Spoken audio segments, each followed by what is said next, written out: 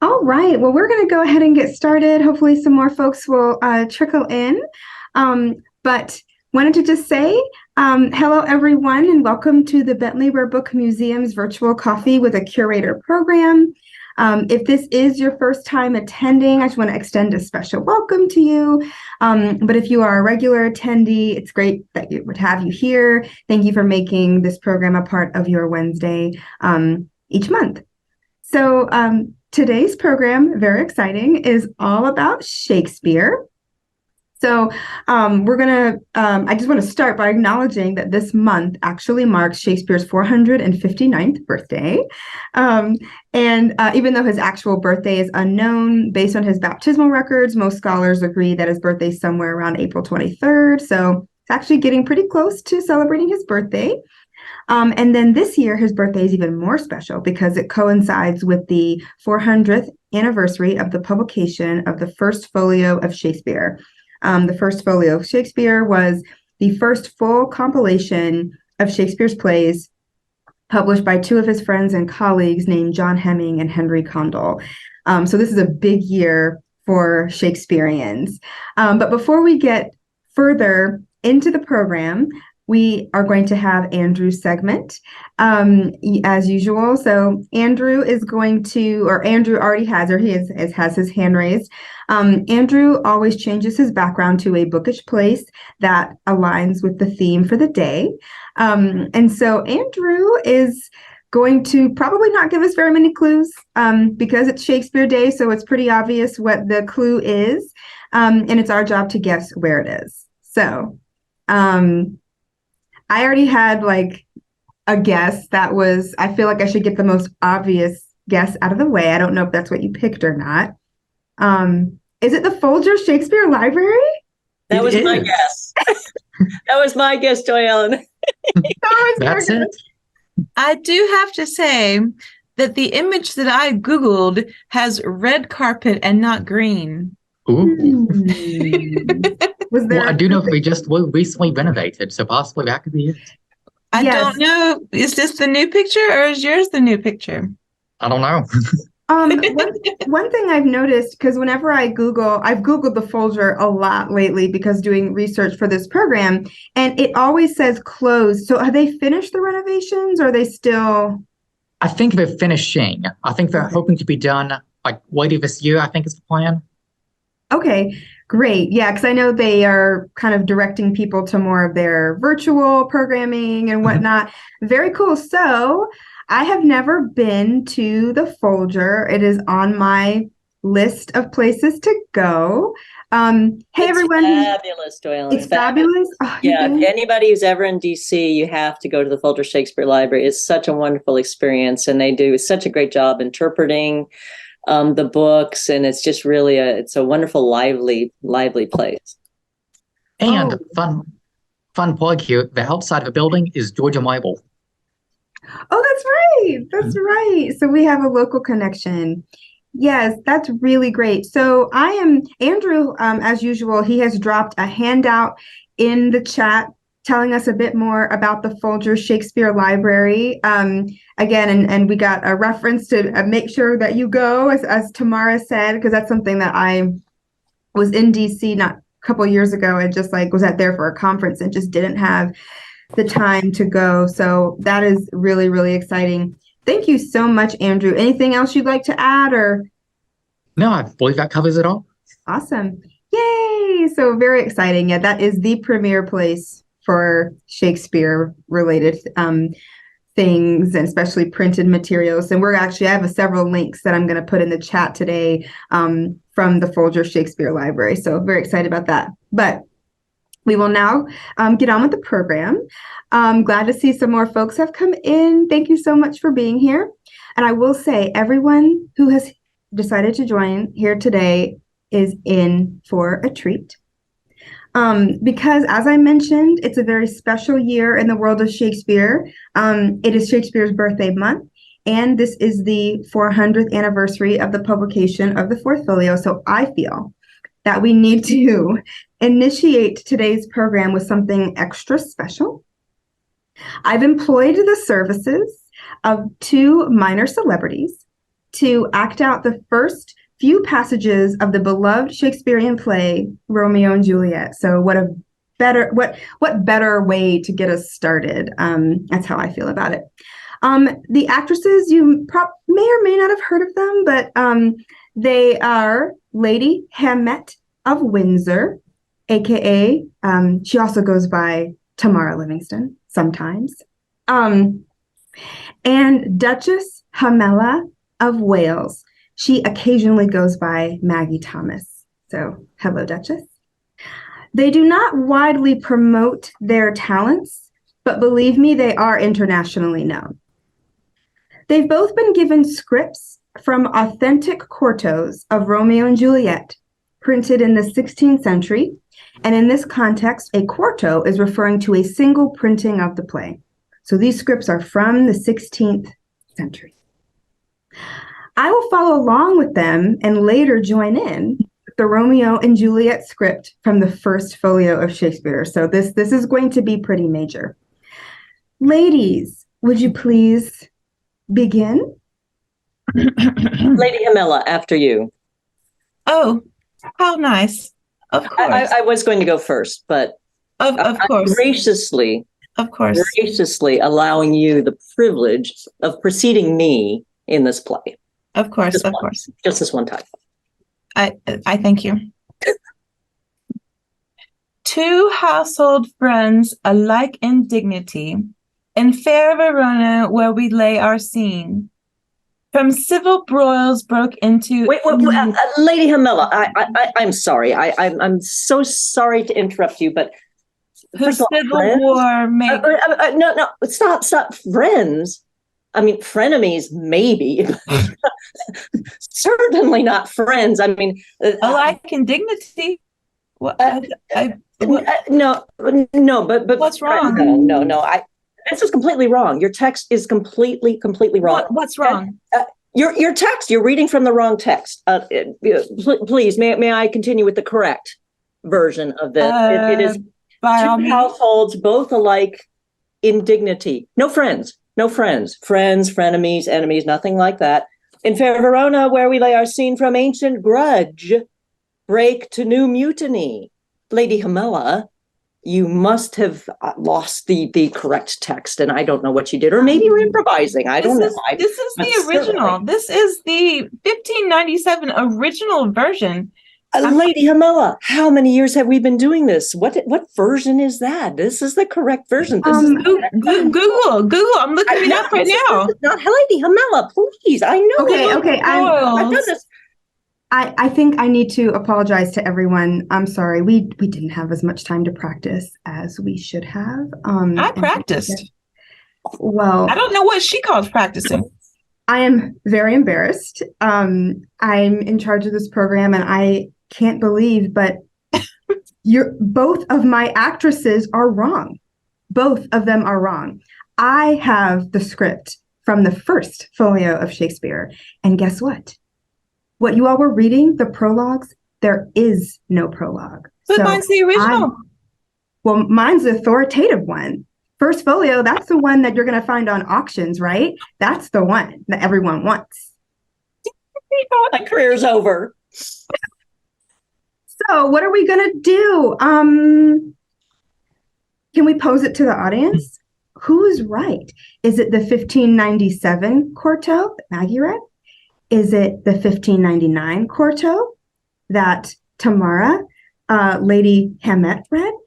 Or am I right, the curator of rare books, who is reading from the first folio of Shakespeare? Anyone know?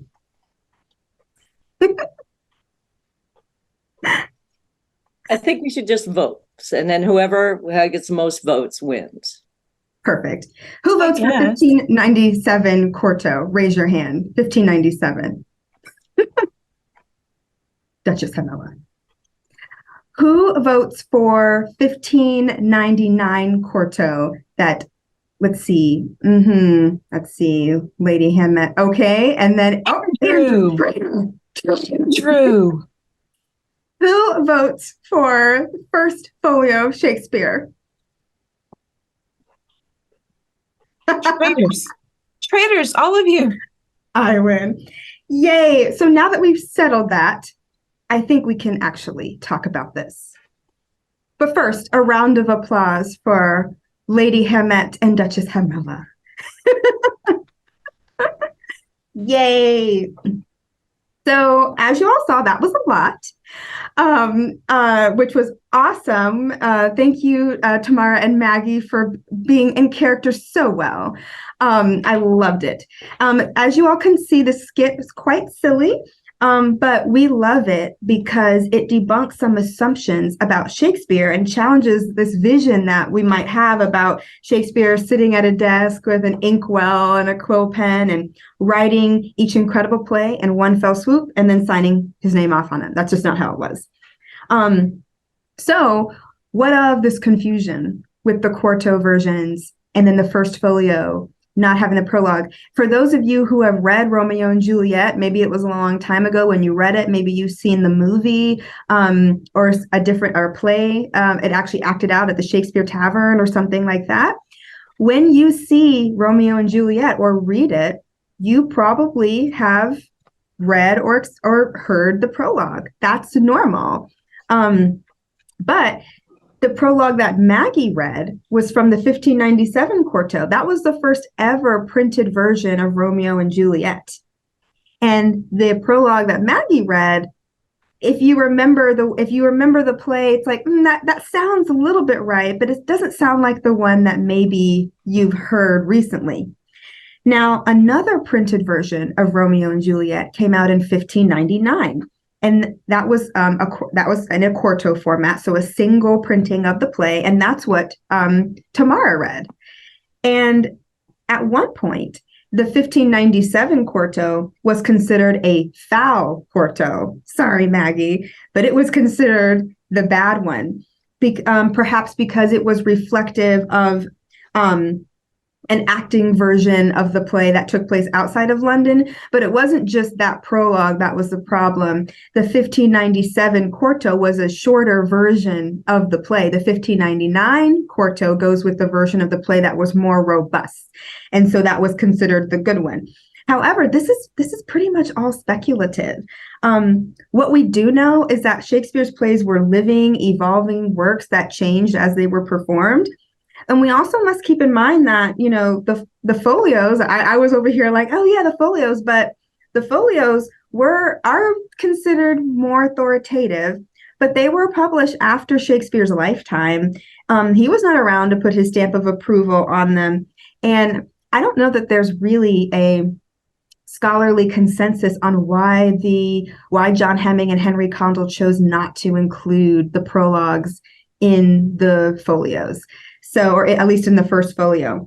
So there's a lot to this, and it's really exciting. And I really wanted to show that because, again, when we're presented Shakespeare when we're in high school, it's like, this is Shakespeare, he wrote this, this is the best. But in a way, it's like, well, actually, it's way more fluid than that. And I do have a link for those of you who are interested in learning more about the actual Romeo and Juliet quartos. The Folger Shakespeare Library has a marvelous page all about that. So anyway, I put that in the chat. So really, really interesting information. So now that I have officially befuddled Shakespeare for you all, let's talk about who Shakespeare was and the historical moment in which he lived and wrote. And then we will talk about what Shakespeare means to us and how his literary legacy is preserved in the Rare Book Room. But for this first part of the session, I am going to use a learning module that I created for university students. So I'm partially showcasing that, made some changes to it, and I will go ahead and put that in the chat as well in case it's also on the Bentley Rare Book Museum website.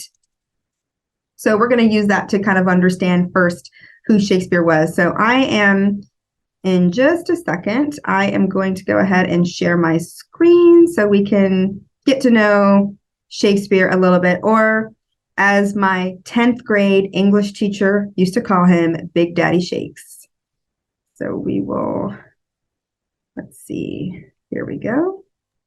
As you're loading up, Joellen, wasn't the Shakespeare plays during his time, weren't they considered a pretty hot commodity, so that people outside of London or where the plays were being performed would want to try to put them on as quickly as possible?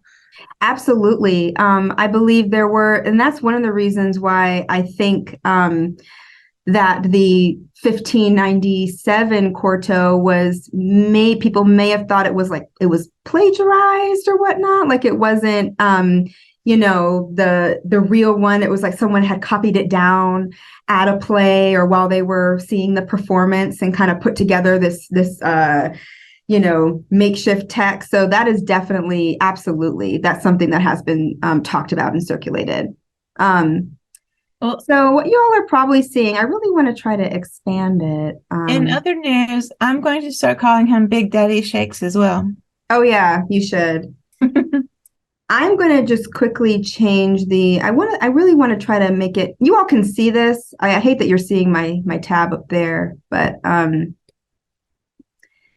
sorry, I'm going to see if I can quickly make it so that it's a little bit bigger for you all to see. I want it to be full screen. Well, I think it's just going to continue to be this. That's okay. No problem. Can you all see my module that says Shakespearean text? We can. Yay, thank you. All right, so who was Shakespeare? I kind of like to begin, actually, even before I get into the module, by talking a little bit about kind of the world in which Shakespeare lived. And it's really interesting because I don't know if anyone has heard of Ian Mortimer before. But Ian Mortimer writes these interesting books. Let me see if I can show this a little bit. Sorry, I've got my sticky notes coming out of it, but this is called A Time Traveler's Guide to Elizabethan England. And it's a really, really interesting book that basically is like a travel guide to the past.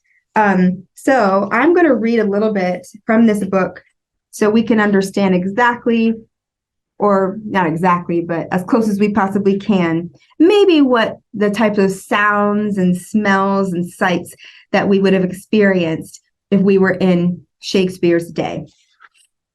So I'll start with Mortimer's text, page 1. It is a normal morning in London on Friday, 16th of July, 1591. In the wide street known as Cheapside, the people are about their business, going between the timber-covered market stalls. Traders are calling out, hoping to attract the attention of merchants' wives.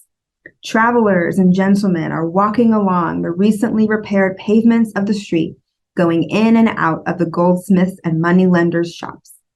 Servants and housewives are making their way through the market crowds to the little conduit near the back gate to the churchyard of St. Paul's Cathedral, some with leather water vessels in their arms, others with casks suspended from a yoke across their shoulders. The morning sun is reflected by the glass in the upper windows of the rich merchants' houses. A maid looks down on those in the street as she cleans her master's bedchamber. And now, moving on to page 4. What will strike you first if you visit Elizabethan England? I imagine that to start with, it will be the smells of the towns and cities. After a few days, however, I suspect it will be the uncertainty of life. You will be appalled to see dead bodies lying in the street during an epidemic of influenza or plague, and the starving beggars in their filthy rags. You will be disconcerted to notice vulnerability, even at the top of society. Elizabeth herself is the target of several assassination attempts and uprisings, from a gentry rebellion to her physicians supposedly trying to poison her. Yikes. Uncertainty pervades every aspect of life. People do not know whether the sun goes round the earth or the earth goes round the sun. The doctrines of the church contradict the claims of Copernicus, etc., etc. So we're starting to kind of see what kind of life, Shakespeare probably lived in. So let's learn a little bit more about that life. So major events that took place from 1558 till 1603, we've got the reign of Queen Elizabeth I of England and Ireland. That's why it's often this period is called the Elizabethan era. And in 1564, Shakespeare was born. In 1599, the Globe Theatre was built. And then, of course, between 1603 and 1613, the Globe experiences shutdowns because of bouts of the plague, which we can relate to more than we want to nowadays. 1603 to 1625, so during this period, we've got the reign of King James I of England and Ireland. And in 1611, the printing of the King James Bible. And then in 1616, Shakespeare dies. So what is happening to the English language, during this time? Which is really, really cool to think about. We've got the number of words available to English speakers doubled between 1500 and 1650, which is fascinating.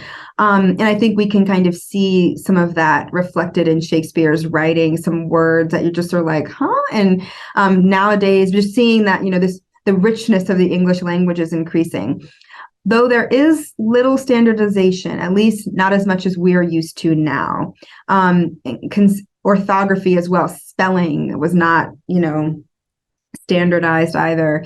But we are in a period of the spread of printing in Europe and increased demand for books, though there is still quite a bit of censorship. So this is what we're dealing with here. And then with the theater, I think it was probably very different than maybe our view of going to the theater. I know that when I go to the Fox Theater in Atlanta, I try to dress up. I feel sophisticated. But in Elizabethan England and in the more broadly speaking, the early modern era, I think going to the theater, from what I've researched, was a loud, kind of dirty experience for a lot of people. I guess if you were just kind of an ordinary person and might have smelled a lot of smells, a lot of people. Wasn't so much scenery, but they did have luxurious costumes. They were all male casts. The young boys would often play the female characters.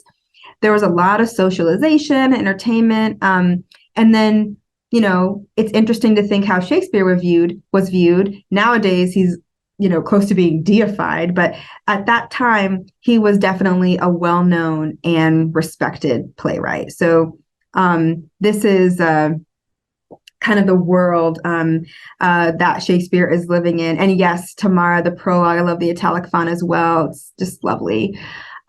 So anyway, wanted to just share a few facts about Shakespeare's life. And let's see, I wanted to also see, I'm going to try to be fancy here. And I'm going to attempt, let's see. I don't know, can you all see this Folger Shakespeare Library site? Okay, great. Thanks, Andrew. So right here where, if you're interested in learning more about Shakespeare's life, you can go to the Folger Shakespeare Library. They've got a lot of interesting facts about Shakespeare. I am going to attempt to, put this in the chat, this link in there if you're interested in learning more about Shakespeare's life. So now that we've seen some more about Shakespeare, we've learned a little bit about, his world. Here's some additional facts. We already talked about that he was born in 1564, probably somewhere around April 23rd. He attended grammar school till age 15, married Anne Hathaway in 1582. They had 3 children. I was interested to learn that there are no direct descendants of Shakespeare today. The family kind of died out between deaths or people not having children. So I find that interesting. I do think, though, there are people that can claim relation to Shakespeare, I believe through, is it like a nephew he had, I think, or something like that. But there aren't any direct descendants of Shakespeare. Records from the 1590s evince that he was involved in London's theaters as an actor, playwright, and then eventually a business partner. And became a partner in the successful acting company called Lord Chamberlain's Men, also known as the King's Men. And he wrote at least 38 plays and over 150 short and long poems during his lifetime. We do know his death date. He died on April 23rd, 1616. His cause of death is still unknown. So interestingly, I don't know if anyone has, Shakespeare is someone that we know of, we talk about, we read, consider one of probably, if not but one of the most important writers in the English language. Have y'all ever wondered what Shakespeare's handwriting looks like? I have wondered, and I've always been like, I wonder if but actually, thanks to Kurt, who informed me that there is some evidence of what scholars think are pretty sure is Shakespeare's handwriting, which is very, very exciting. So I thought we could take a look at that today. And actually, before we talk more, so this is on the Folger Shakespeare Library website, and this was a collaborative play called A Tragedy on the History of Sir Thomas More. And it was a play that several different writers contributed to, and they believe Shakespeare did. The play wasn't performed or printed, but it was written, as you can see. And then there is they have the handwritings labeled by like letters. So there's hand A, hand B, hand C, and there's hand D, who we think scholars are pretty sure belong to Shakespeare. I'm going to flip to page 3 because it's a little bit easier to see. Hand D. So what you're looking at is very much what scholars think is Shakespeare's handwriting. I don't think I can zoom in any more than I already am. I can. Yay. Okay. This is major zoom in. All right. How cool is this?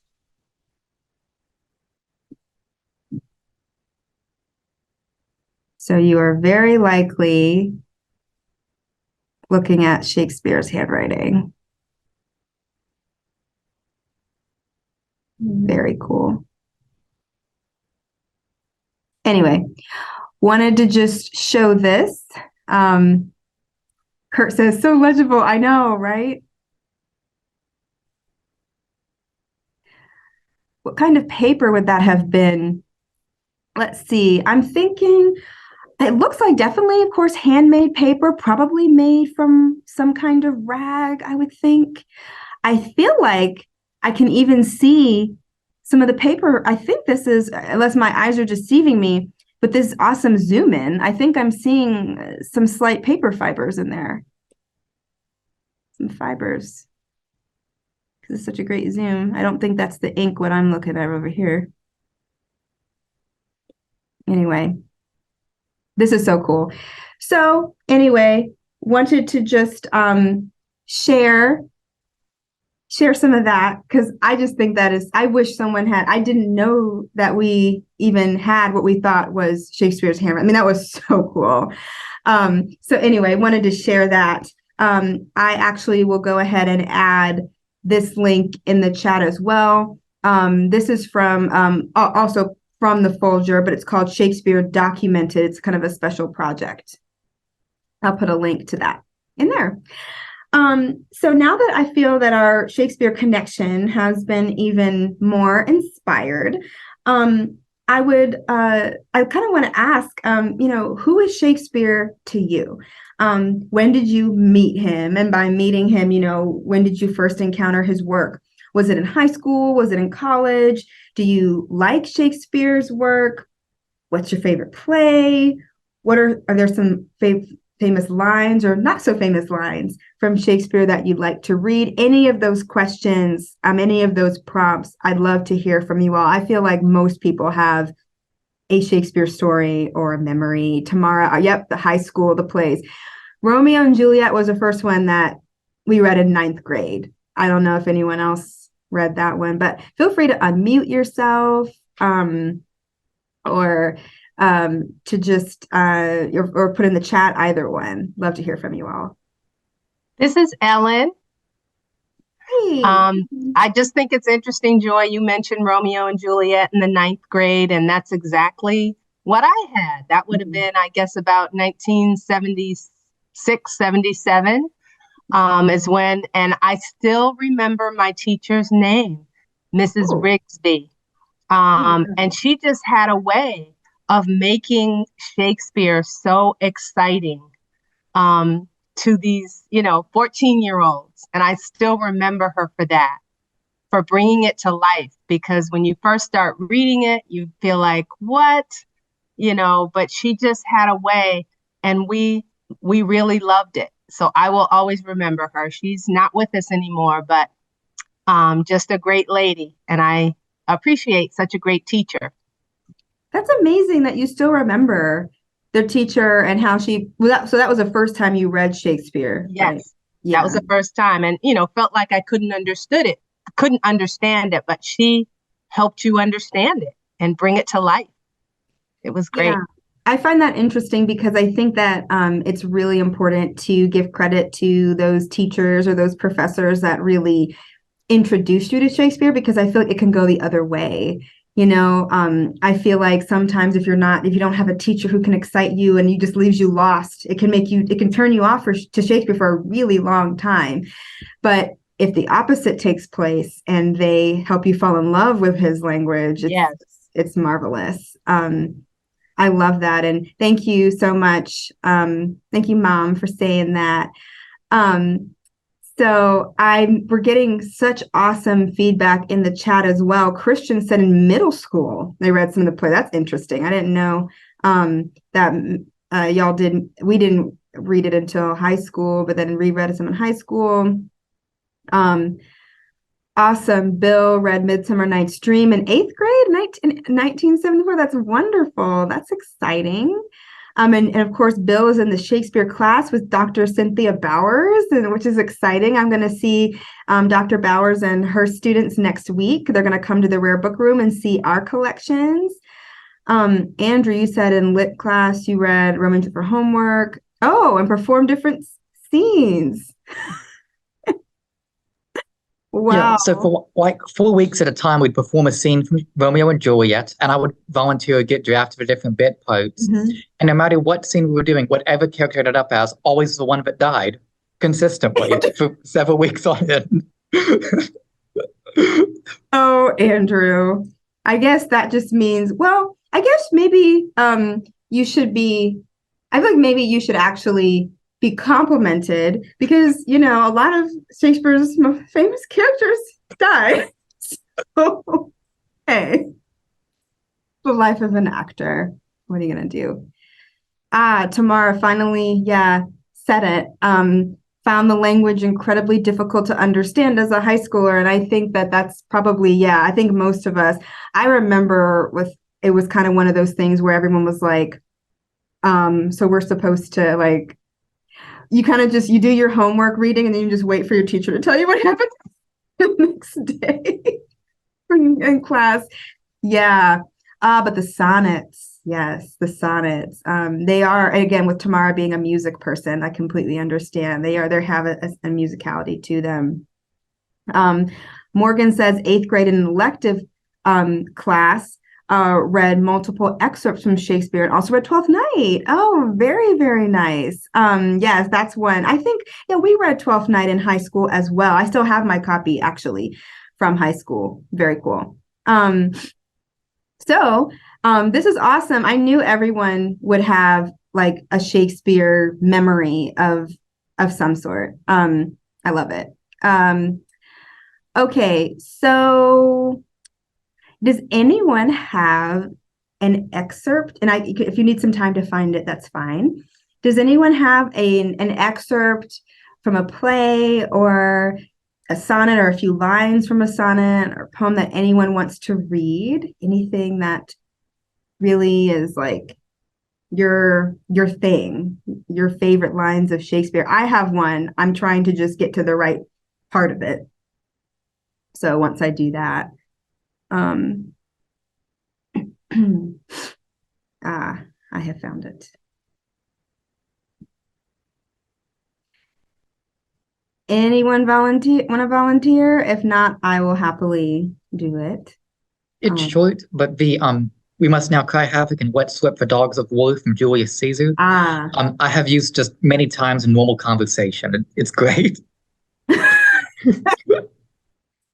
can see you doing that. That's awesome, Andrew. I love it. Keeping Shakespeare alive.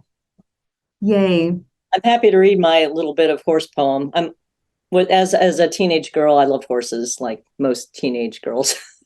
I love that. I found a poem in a children's book, and now I realize it was actually maybe not an integral unit. I always thought it was a poem written, as a poem by Shakespeare, but it sounds like maybe it was actually a conglomerate of things. But even so, I still love the imagery in it, and it's entitled "The Horse."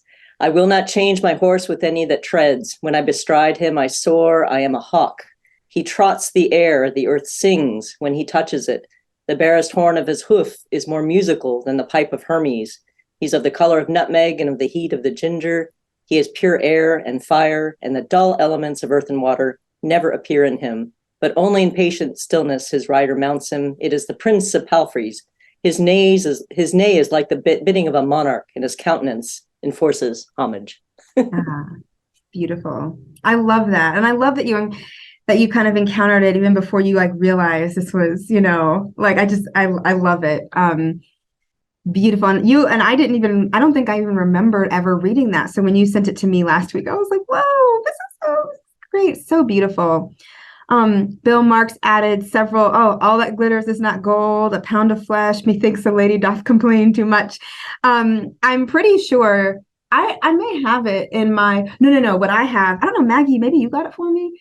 So, but there are books where there are compilations of just Shakespeare's best one-liners or two-liners. Maggie got me a book of Shakespearean insults. It is. I was going to bring that up, actually. It is the best. It is literally a book of insults, but it's all only from Shakespeare's plays. They're so random and they make no sense, but they're awesome. They're awesome, though. Talk about if you need to pull something out of a hat to offend somebody and they're not going to understand it, that's really where you need to go. So I have one, mine's a little bit longer, not too long though. But I was trying to figure out what I was going to do for my reading. And my favorite Shakespeare plays are Othello, Macbeth, and Hamlet. Those are my favorite ones. So I like to admit it, but I actually really also like Shakespeare's play Richard III. I don't know if anyone's ever read that. He was ruthless in that. I have only read the prologue of that, but it always makes me think of Darth Vader. Yeah, he was ruthless. Now, I will say, just to since especially as being recorded, I don't think Richard III was actually that bad in real life. I'm pretty sure. I think there was some political stuff that Shakespeare was doing in that. But in the play, oh my goodness, he was heinous. And it was very entertaining. So I really like it. I was going to do the Lady Macbeth, that damn spot scene, but I decided, you know what? I'm actually going to do, I think it was in the mood I was in. At that time where I just picked it, I decided I'm going to pick a scene from Hamlet, Act 5, Scene 1. And this is a famous scene, but I just really like it.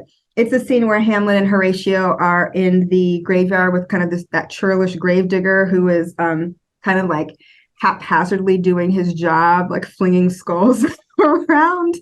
And it makes Hamlet become very emo, as he is throughout all the play. He's super emo the whole play. But he starts thinking existentially about who these skulls belong to, and now they're suffering this disrespect to their rotting bones. And then the gravedigger, he gets into a little good-natured verbal tussle with the gravedigger, and then the gravedigger presents a skull to Hamlet. And I'm just going to read that little interchange there. Okay, so I will start. So, gravedigger, here's a skull now hath lien you in the earth 23 years. Hamlet, whose was it? Gravedigger, a horse and mad fellows it was. Who do you think it was? Hamlet, nay, I know not. Gravedigger, a pestilence on him for a mad rogue. He poured a flagon of Rhenish on my head once. This same skull, sir, was Sir Yorick's skull, the king's jester. Hamlet. This? Gravedigger. E'en that. Hamlet takes the skull. Alas, poor Yorick. I knew him, Horatio. A fellow of infinite jest, of most excellent fancy. He hath bore me on his back 1,000 times. And now how abhorred in my imagination it is. My gorge rises at it. Here hung those lips that I have kissed I know not how oft. Where be your jibes now, your gambols, your songs, your flashes of merriment that were wont to set the table on a roar? Not one now to mock your own grinning. Quite chapfallen. Now get you to my lady's chamber and tell her, let her paint an inch thick to this favor she must come. Make her laugh at that.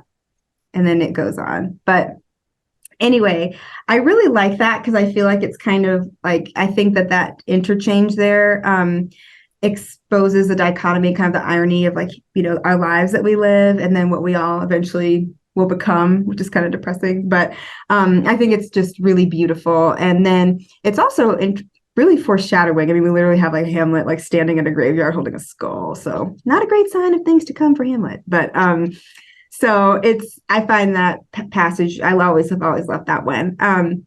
So thank you all so much for sharing your Shakespeare passages and stories. And it's just something we can all connect to. So now, for the last part of the session, I'm going to show some items we have in the rare book room. But before we do that, we have a very important quiz that we need to take. And I hope everyone is ready. This is a group quiz. Don't worry, you don't have to do it by yourself. So I'm going to pull up my quiz PowerPoint. Okay, as soon as I can. Maybe I need to share my screen first. Let me see. I'm never good at this. Oh, I got it. Yay.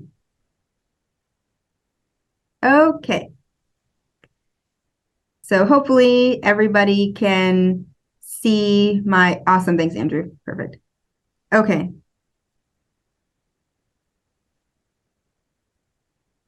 Okay, so before we get into Shakespeare in the Rare Book Room, we are going to take a movie quiz. So I'm going to show you a movie poster from just popular culture, a movie poster. It'll have the title of the movie on it. Your job is to figure out what Shakespeare play this movie was adapting. I'm not going to lie, I was born in the 90s and I grew up in the aughts, so I'm probably a little biased on the movies that I picked, but you know, they're the ones that I know. So I think this will be a lot of fun. Okay. And of course, you can just shout it out if you know it, or you can put it in the chat. Here we go. All right. 10 Things I Hate About You, featuring Julia Stiles and Heath Ledger, 1999. Othello? No. I love this movie, by the way. Anyone know? And no Googling. No Googling. Taming of the Shrew? Yes. Yay. That was a total random guess just based on the title. I have no idea. The title, yes. That's exactly right. Taming of the Shrew. Okay, here was next one. She's the Man, featuring Amanda Bynes.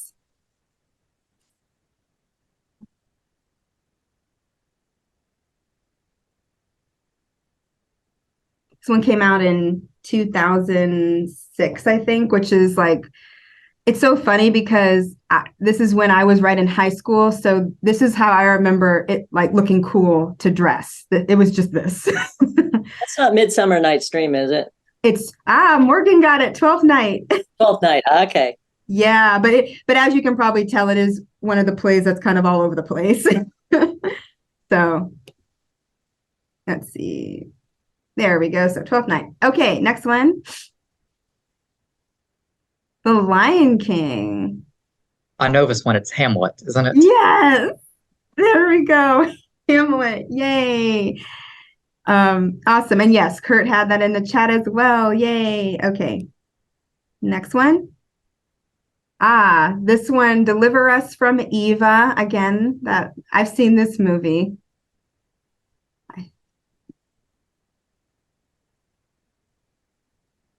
Featuring Gabrielle Union and LL Cool J, 2003. Any ideas? Should I tell y'all this one? I'll tell. So this one is also Taming of the Shrew. I guess I think it's a really popular storyline. It makes for a really good rom-com. So I think that's why you find this one often. All right, next one I think probably most of us should get. West Side Story. Oh, of course. Romeo and Juliet. Yes, absolutely. Romeo and Juliet. Now, last one. Oh, starring Mekhi Phifer and Julia Stiles.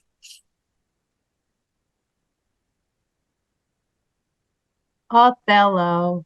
Yep. I was going to guess that. Yep. Kurt and Mom got it. Othello. Yay. Awesome. Like I said, probably my age is showing because I knew certain types of movies that I had seen. But anyway, thanks for doing that with me. I always think that's so much fun. Okay, so now we are going to transition to reviewing some different materials, some exciting Shakespearean texts that we have in the rare book room. Although she's not here, I do want to shout out to our student assistant, Addie. She scanned a lot of these images that you're going to be seeing today. So shout out to Addie for doing all the scanning, and so yay for that. But I've kind of made it into three categories: Shakespeare quartos and folios, illustrated Shakespeare, and then Shakespeare mania. So we're going to show items from the rare book room that represent all these themes. So for the quarto, so this is a facsimile, but this is what we were referring to when we did the skit. So it would be very, very challenging for the rare book room for us to acquire a 1597 or 1599 Romeo and Juliet quarto. They're quite rare. However, we do have this marvelous facsimile that puts them side by side. It's facsimile from 2008. So I wanted to just start with that to just kind of put it in context that even though we don't have the originals, we do have the text there with some wonderful scholarly interpretation along with it. So that's something that helps us. It's more of a reference book for us, but wanted to show that we have that in case you're interested in doing research. Now, okay, well, yeah, those are the prologues. Okay. All right. First folio of Shakespeare. So we don't have a first folio of Shakespeare now. That would be something else. The Folger Shakespeare Library has most of them. They have 82 of them. And there are only 235, I believe, that exist in the world still. So they're quite a rare piece. It is the Star. But we have a beautiful facsimile from 1902. Mr. William Shakespeare's Comedies, Histories, and Tragedies. So the first folio of Shakespeare was printed in 1623, and it is the first comprehensive compilation of Shakespeare's 36 plays. So why do we call it the first folio? Well, it gets its name for basically the format in which the book was put together. And so books in the hand press period were made from folded sheets of paper. And if they took those large sheets and folded them only one time, planning to get 2 leaves and 4 pages from them, they were called a folio. Now, why does Shakespeare's compilation of plays get the title folio? It's because generally that format, that large book format, was reserved for history, religious, and law books. But Shakespeare's first folio was the very first book in England to be printed, the very first book of plays in England to be printed in this format. So that's why we call it First Folio of Shakespeare. It was compiled by John Hemming and Henry Condell, which I said before. And I think it's really exciting for us to remember that we would not have access to like half of Shakespeare's plays if it weren't for the publication of the First Folio. However, it was not until the late 18th century that the First Folios really rose in prominence, because we had the Second Folio appear and the Third Folio and the Fourth Folio. So those were like different editions. But it wasn't until the late 18th century that people really started to view the First Folio as the most textually authoritative and as the most collectible edition. Nowadays, it is incredibly, incredibly collectible. So we at the Rare Book Room, we hold this 1902 facsimile, which was printed by Henry Froude, who was publisher to the University of Oxford. And our copy is numbered 69 out of 1,000.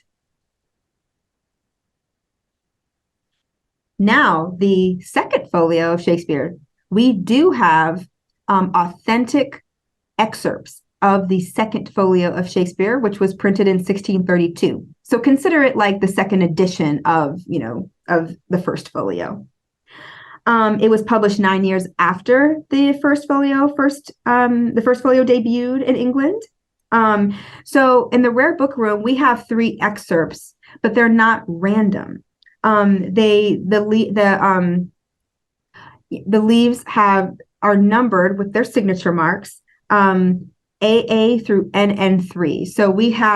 So I believe I have it in order here of yes. And so it's kind of hard to explain without showing you, but the leaves are numbered or identified with signature marks, and all of these 3 follow each other, starting from left to right. So they're all from the same chunk, basically, of the Second Folio. They're in succession. And the plays that we have represented in our Second Folio collection are Troilus and Cressida, Coriolanus, Titus Andronicus, Romeo and Juliet, Julius Caesar, and the Life of Timon of Athens. Interesting note, Troilus and Cressida does not appear in the table of contents of the First Folio, but it appears as a play in the First Folio. I'm not sure if that's the same for the Second Folio, but it's just really, really interesting. So, and then here we go. If you didn't believe me, from our Romeo and Juliet, from the Second Folio of Shakespeare, no prologue. I've zoomed in so you could see. There's no prologue there. The prologue to Romeo and Juliet does not appear in any of the folios. And now, for one of our pride and joys here in the Rare Book Room, we have a full Fourth Folio of Shakespeare printed in 1685. And what you're seeing there, the frontispiece, so that illustration of William Shakespeare and the title page, those are facsimile pages. But most other pages are authentic, and we see that we see on the right here, you can see some handwriting from a previous owner.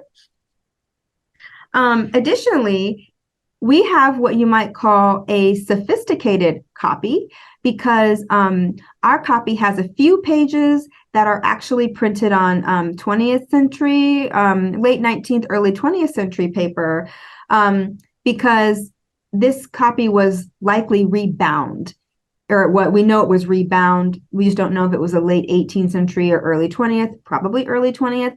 And at that time, the person who owned the book realized that some pages were missing. So they decided to make it sophisticated by, adding in facsimile pages. So at the time, I don't believe they were trying to deceive anyone. They just wanted a complete copy. And that was a very common thing to do.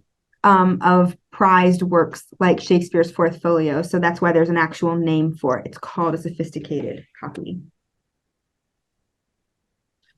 Now for illustrated Shakespeare. We've got the works of Shakespeare from 1744. This was the first large format illustrated edition of Shakespeare ever. So really, really exciting. It's in 6 volumes, and we have all 6 volumes. And look at these. Oh, sorry. I don't want to do that one.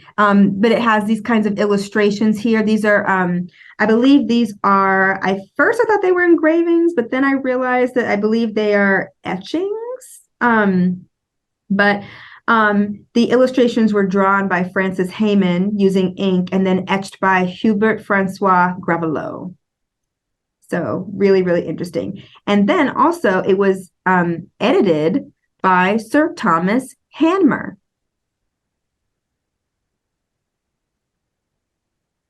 So Bill Marks, Bill has a question about 2 plays. Were they written by Shakespeare? I would need to look that up. I will look that up for you, Bill. Thank you so much for asking. I want to make sure I give you the right answer. All right. And so here is kind of a really interesting one. So this is from 1793.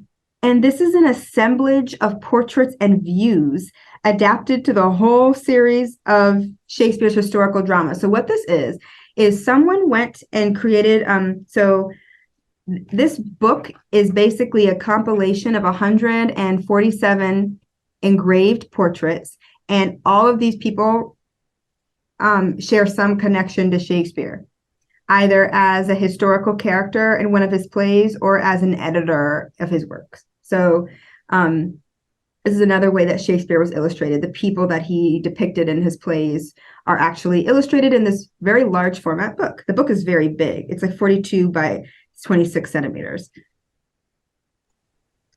Joy Ellen? Yes.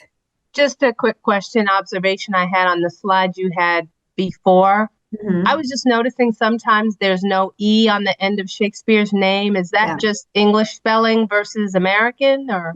No, that was something, it's interesting. Again, this is during the 18th century. So there was still a lot of variation in orthography and how names were spelled. So with Shakespeare, I've seen that very frequently where the E is left off. Especially during this time period. Now we've settled on the E being there, but it's more of, I think, like of the time. That was just something that was sometimes left off, sometimes kept on. Okay, thank you. Mm-hmm. I know we're running out of time here, so I'll kind of go quickly. Some illustrated plates of Shakespeare here from the 19th century. More late 19th century illustrations. And we have all these are all interesting volumes in the rare book room that we have. We've even got this. Andrew, you found some great information about this gallery of Shakespeare. Real quick. Yeah, so Andrew did some research on this. Do you want to talk about it a little bit? Sure. So it's a very sort of mysterious copy. The only other ones I can find are at the Folger Library, and they're all bound compilations. It's a series of, you can see, it's called Outline Illustrations, based on work by Moritz Vetsch, a German artist known for illustrations like this. At least according to the Folger, that's who it is. However, there's nothing in the book that, couldn't think I found anything that actually mentioned his name. I found something, I think, at the back. Did I found something? Well, I think maybe in the front or back I don't think you're right. I don't think like on the actual illustrations there's anything. I think you're right. And the illustrations, he had his own copy, his own work of Shakespeare illustrations. And these ones don't match. And those other ones were published much later. So these may be earlier versions of what he did. Mm-hmm. I'm still a bit unclear on that. Sure. It was a part of a series of 6. They were Hamlet, Midsummer Night's Dream, Macbeth, The Tempest, and then Romeo and Juliet here. And they would have been sold throughout the United Kingdom by Rudolf Ackermann, who was a publisher living in London, and also in Paris, where the books were actually printed. Absolutely. And I believe these appeared really between 1828 and 1831, all those series that Andrew mentioned. So really, really interesting. Now for Shakespeare Mania. I don't really have time to talk about this one right now, but we have to talk about this one. Andrew and I have both been like fascinated by William Henry Ireland. Andrew, Andrew did so much great research on this. Can you give us like a brief So imagine of William the Henry 1790s, where the entire world of Shakespeare's scholarship changed. This guy named William Henry Ireland received this mysterious trunk from a man named like M or something, he never really explained how, that had lost manuscripts of Shakespeare, including, but not limited to, Deeds by Shakespeare, a letter to Anne Hathaway, Shakespeare's wife, the lost ending of King Lear, where King Lear evidently does not die in the end, and a missing play called Vertigan and Rowena, who were characters from Arthurian legend. You can imagine this was quite the sensation when it was announced. And, of course, it was all quite false.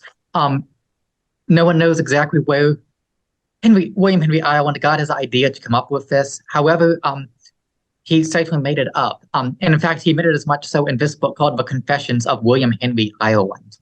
The confessions themselves were rather a bit delayed because people had already figured it out. It was just bad work. I mean, people had kind of figured out there's no way something that bad was Shakespeare's. But still, I mean, some people were still fooled. So he did have to finally fess up, which is what this 1805 book is. But like the thing is that he thought he thought that everyone should be proud of him. Like after he confessed, like he was like, so now you know I made it up. Where's my praise? I can't believe, but he was really young when he did this, y'all. He was like, Andrew, was he like your age maybe? Pretty much, yeah. He was like 17, 18. Yeah. I mean, literally like was just creating these Shakespeare manuscripts, and his dad believed him because his dad wanted so badly to be, the keeper of these manuscripts, but he made the whole thing up and confesses it here in this book and basically makes fun of people he basically kind of, scoffs at people that are angry at him because they're like, y'all are just mad because you were fooled by a boy. The other great part is that no less figure than John Quincy Adams actually appears in this story. King Lear was put on for one night only, and John Quincy Adams was actually in attendance when it was. Adams also got a chance to examine the manuscripts in the 1790s, and he wrote his mother, Abigail Adams, saying the internal evidence is indeed so very strong in their favor that it becomes a little suspicious from its minuteness. For instance, at the end of King Lear, it is written, the end of my tragedy of King Lear, William Shakespeare. There's not such a minute work of little as if it was made on purpose to answer a question, very natural now, which the author probably never foresaw. That's fast. That's really cool how those stories intersect and like what John Quincy Adams had to say about the whole situation. So fascinating stuff. Highly suggest you Google William Henry Ireland. You will not be bored reading his story. Lastly, as we end the program, we have at the Rare Book Room from 1945, a rubbing from Shakespeare's grave where we can read his epitaph. We are no longer, don't get any ideas. No, you're not allowed to go to Shakespeare's grave any longer and rub on it and make a rubbing of his epitaph. This was done in the past. No longer allowed now. But as we end the program and say goodbye to William Shakespeare for the day, I'll read the epitaph. Good friend, for Jesus' sake forbear to dig the dust and close it here. Blessed be the man that spares these bones, and cursed be he that moves my bones. It is said that William Shakespeare wrote this. We don't know, though. I don't know if that is true. But anyway, wanted to just say to everybody, thank you so much for joining us today. I hope you learned a little bit about Shakespeare and enjoyed all of our Shakespeare craziness that we have in the Rare Book Room. We've got some really interesting pieces. We've also, written by Shakespeare, written during the time period of Shakespeare, and later on showing his legacy and how people have been so obsessed with Shakespeare, even to the point of trying to pretend they are Shakespeare. So we have a lot. But thank you all so much for joining us. Our next program is actually going to be in just a couple weeks because classes end very soon. So our next program is going to be on May 3rd. We are going to have our annual Our Favorite Things program. So that means that everyone that wants to and that can, please bring a book that means something to you. And I would let you talk about it, and you can present it to our group, and everyone can enjoy something that you enjoy. So I really look forward to that. So start thinking about that. It's going to be on May 3rd. I will send a reminder. But anyway, all righty. Well, thank you all so much. And I look forward to seeing everyone when I see you. All right. Bye.